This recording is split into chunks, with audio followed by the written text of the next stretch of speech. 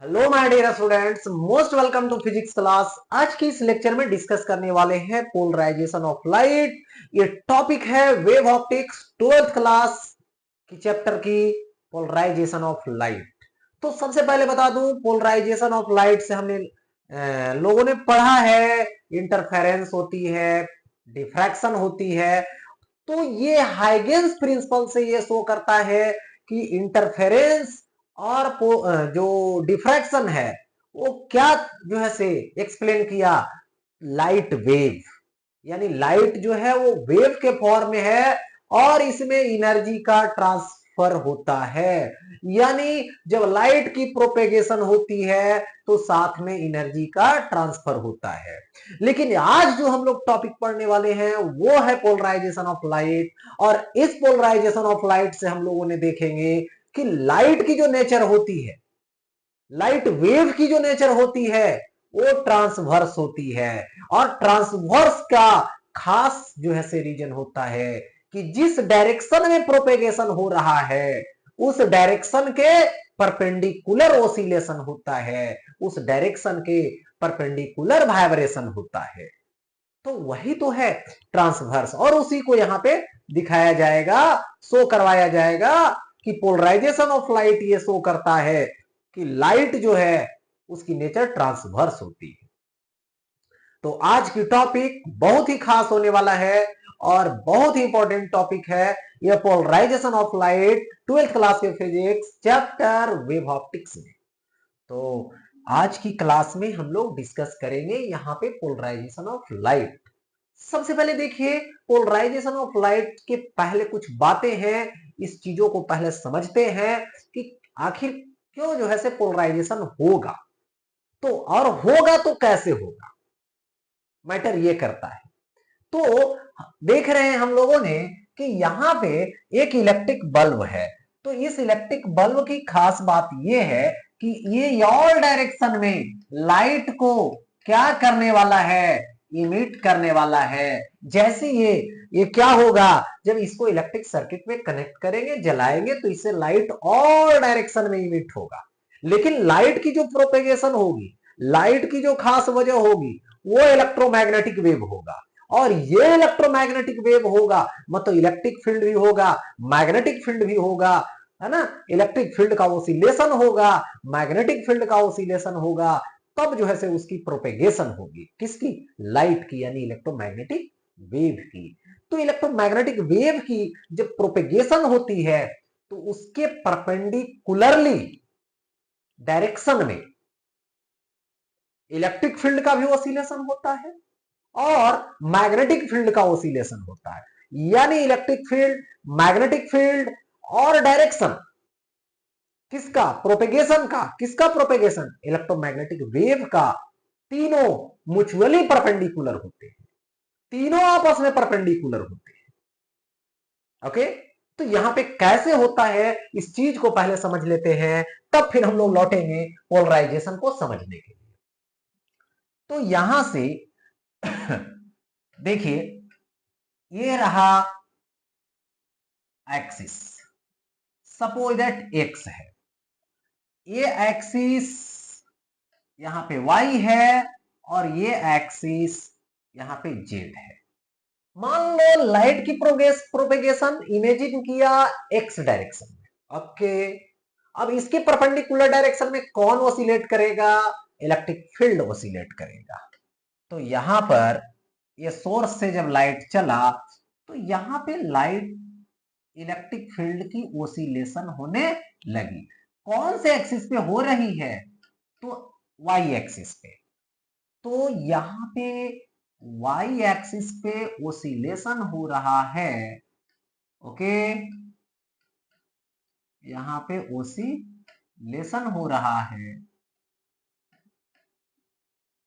ऐसे, ठीक है।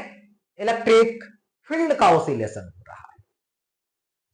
अब यहां पे बात आती है, खास वजह यह होता है, देखिए कि मैग्नेटिक फील्ड इन दोनों के परपेंडिकुलर होगा, यानी एक्स के और वाई के। तो इस किस पे होगा? जेड में होगा ऐसे। इसका ओसिलेशन इस तरीके से ऐसे,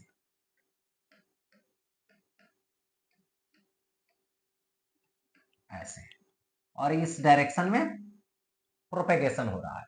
मतलब है एक्स एक्सिस, ओसिलेशन हो रहा है एक्स एक्सिस के परपेंडिकुलर ऐसे ऐसे इलेक्ट्रिक का, और मैग्नेटिक का ऐसे ऐसे। ओके, तो इसकी जो प्रोपेगेशन हो रही है इस डायरेक्शन में, इसको जरा हम लोग इमेजिन करें तो देखिए यहां पर प्रोपेगेशन इस डायरेक्शन में हो रहा है। ओके, और इलेक्ट्रिक मतलब ओसिलेशन ऐसे ऐसे वाई एक्सिस में प्रोपेगेशन आगे ओसिलेट करते हुए ऐसे आगे प्रोपेगेट हो रहा है, और मैग्नेटिक फील्ड ऐसे ऐसे, ठीक है, आगे जाएगा। तो यहां पर देखिए डॉट डॉट दे दीजिए, प्लेन के परपेंडिकुलर डॉट डॉट, प्लेन में ऐसे, ये हो गया, ठीक है। अभी ये क्या है, अनपोलराइज्ड है, ठीक। अब देखिए इसके पोलराइजेशन को समझने के लिए यहां पर लेते हैं कि एक जो है से हमने कार्डबोर्ड लिया, इस कार्डबोर्ड में इस तरह से ऐसे लंबा सा ऐसे होल किया,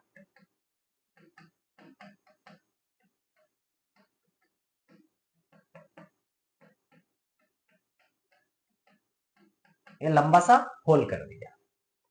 अब क्या हुआ, यहां से हम एक स्ट्रिंग लेने वाले हैं, ठीक है, और उस स्ट्रिंग को ऐसे यहां पर ऐसे दीवार से अटैच कर दिया। अब इसमें क्या किया, इस एंड को पकड़कर पल्स यानी जर्क दिया, तो इस तरह से वेव क्रिएट हुआ, और इस तरह से ओसिलेट करते हुए आगे चला गया। इससे चला गया, क्यों चला गया, क्योंकि यहां पे गैप है, और गैप इस तरह से मिला उसको, चलते चला गया। लेकिन इसी गैप को जरा सोचो कि हम लोग 90 डिग्री से ऐसे रोटेट कर दें, तब क्या होगा, यहां पे उस केस में क्या होगा, जैसे ही इसको ऐसे टर्न किए 90 डिग्री से, तो जर्क दिए, यहां पर क्रिएट हुआ, कौन क्रिएट हुआ, वेव जाएगा जाएगा जाएगा, और यहां पे क्या होगा, क्रॉस ही नहीं कर पाया, क्योंकि गैप ये ऐसे नहीं है, गैप ऐसे हो गया, तो जाने नहीं देगा, यानी ओसिलेशन में क्या आएगी, कमी आएगी, ओसिलेशन रिड्यूस कर जाएगा, बाहर नहीं निकल पाएगा। तो यही जो कंडीशन है, यही तो पोलराइजेशन है। मतलब लाइट वेव प्रोपेगेट करे, कोई ऐसा क्रिस्टल लगा दे ट्रांसपेरेंट, ठीक है, जो क्या करे, उसके ओसिलेशन को रोके, उसको मतलब विरोध करे, अपोज करे, ठीक है। तो वही क्या होता है, यहां पर पोलराइजेशन ऑफ लाइट होता है, ठीक है। तो देखिए यदि इलेक्ट्रिक फील्ड और मैग्नेटिक फील्ड है, उसका ओसिलेशन है, किसी क्रिस्टल को लगा दे, तो या तो इलेक्ट्रिक फील्ड के ओसिलेशन को ड्रॉप कर रोक दे, या तो मैग्नेटिक फील्ड के ओसिलेशन को रोक दे, तो वो क्या हो जाएगा, पोलराइज्ड हो जाएगा, ठीक है। तो यहां पर देखिए होता क्या है, द फिनोमेना है, ये कौन, polarisation, the phenomenon of restricting the, ठीक है, vibration of light in a particular direction perpendicular to the direction of propagation of wave is called polarisation of light. यानी कहने का मतलब हुआ कि लाइट जब प्रोपेगेट करे तो उसकी प्रोपेगेशन के डायरेक्शन में, कोई भी डायरेक्शन में, ठीक है, कोई भी पार्टिकुलर डायरेक्शन, या तो ये पार्टिकुलर डायरेक्शन या तो ये पार्टिकुलर डायरेक्शन को क्या कर दिया जाए, रोक दिया जाए, तो वही फिनोमेना क्या होगा यहाँ पे, पोलराइजेशन ऑफ लाइट होगा, जिस तरह से यहां पे आपने देखा। तो यही तो बतलाता है ये क्या है, ट्रांसवर्स है। ठीक है, तो यहां पर देखिए, यहां पर हमने क्या किया, एक जो है से सोर्स लाया जिससे लाइट इमिट हो रही है, और यहां पे हमने एक पोलराइजर लगा दिया, ये है पोलराइजर। और ये पोलराइजर क्या होता है, ग्लास प्लेट होता है, ग्लास प्लेट का क्रिस्टल होता है, लेकिन स्पेशली लिया जाता है तो ग्लास में भी ट्यूरेमलिन जो है से एक ग्लास है जिसका यूज किया जाता है। और इससे क्या होती है कि देखिए, इसका एक्सिस कुछ देखा जाए तो ऐसे है, यानी गैप की बात किया जाए तो ऐसे है, तो ऐसे वाला को पास करने देगा, मतलब इस जो है से ओसिलेशन को क्या होने दिया, पास होने दिया। ठीक है, लेकिन जो ऐसे था परपेंडिकुलर, उसको पास होने नहीं दिया, यानी ये जो हो गया यहां पर, ये हो गया अनपोलराइज्ड लाइट हो गया। ओके, और ये जब पास किया तो ये एक तरफ के ओसिलेशन को रोकने का काम किया, तो इसको क्या बोला गया, ये हो गया पोलराइज्ड लाइट हो गया, और ये क्या हो गया, पोलराइजर हो गया। ठीक है, अब देखिए उसी तरह से इस क्रिस्टल को अब हमने चेंज कर दिया, यानी 90 डिग्री से इसको रोटेट कर दिया, तो अब क्या करेगा, आगे जाएगा जाएगा, तो इस जो है से ओसिलेशन को अब रोकेगा, क्योंकि गैप ऐसे मानो, तो इस तरफ के ओसिलेशन को होने दिया, यानी यहां पर इस तरफ के ओसिलेशन को ये पास होने देगा, यानी ऐसे पास होने दिया। ठीक है, पास होने दिया, और इस ओसिलेशन को ऐसे प्लेन में जो ओसिलेशन है उसको रोक दिया, तो इधर हो गया अनपोलराइज्ड लाइट, ये क्या हो गया, पोलराइज्ड लाइट हो गया। और ये हमारे डेली लाइफ में देखने को कहां कहां मिलता है, तो सबसे पहले देखिए, गर्मी के दिनों में जब धूप चश्मा का यूज करते हैं, सनग्लास का यूज करते हैं, ठीक है, तो वो जो है से पोलराइजर का काम करता है, वो भी एक क्रिस्टल का काम करता है कि जब उसको लगाइएगा तो धूप में भी जो है से छाया की तरह, मतलब इंटेंसिटी कम दिखाई देता है, क्योंकि वो पोलराइज कर देता है लाइट को। एक दूसरा वजह और बताता हूं कि जब जो है से ज्यादा एज के लोग का जब नेत्र में प्रॉब्लम आता है, आई में प्रॉब्लम आता है, तो वो जो है से आई को ऑपरेशन वगैरह करवाते हैं, तो डॉक्टर उसको धूप में जाने से या तो मना करते हैं, या तो धूप में जाएंगे तो उसके लिए एक क्या करते हैं, ब्लैक कलर का चश्मा दे देते हैं। वो ब्लैक कलर का जो चश्मा है वो क्या है, पोलराइजर है, वो क्या करता है, लाइट जो आती है उसको क्या करता है, पोलराइज करने का काम करता है। ऐसे जो लाइट आ रही है उसमें खास वजह होती है कि इलेक्ट्रिक फील्ड और मैग्नेटिक फील्ड होता है, तो रेटिना पे सबसे ज्यादा जो इफेक्ट डालता है वो कौन, इलेक्ट्रिक फील्ड। ठीक है, तो क्या होता है जब उसको लगाया जाता है तो लगाने से आने वाली लाइट पोलराइज हो जाती है, जिससे इंटेंसिटी कम जाता है, यानी इफेक्ट उसका कम जाता है, जो आई पे इफेक्ट कम डालता है, इसीलिए उसको ब्लैक चश्मा दिया जाता है।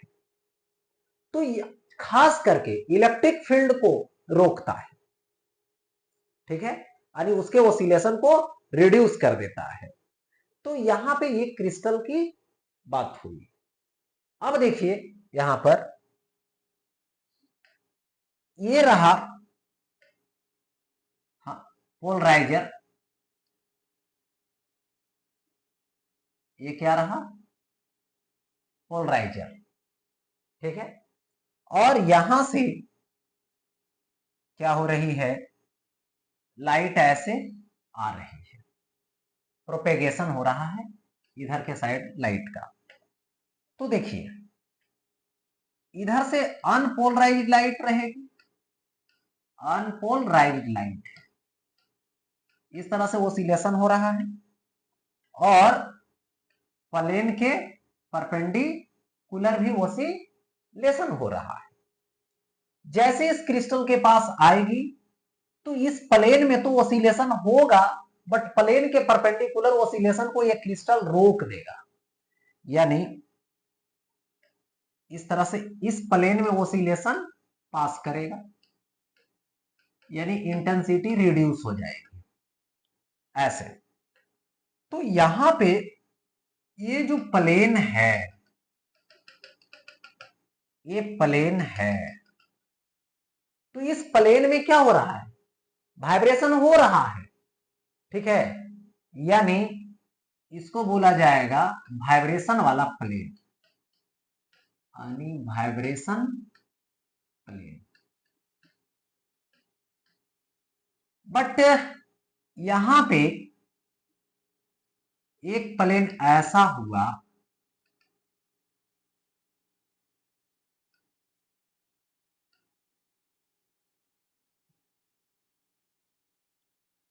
एक प्लेन ये ऐसा हुआ,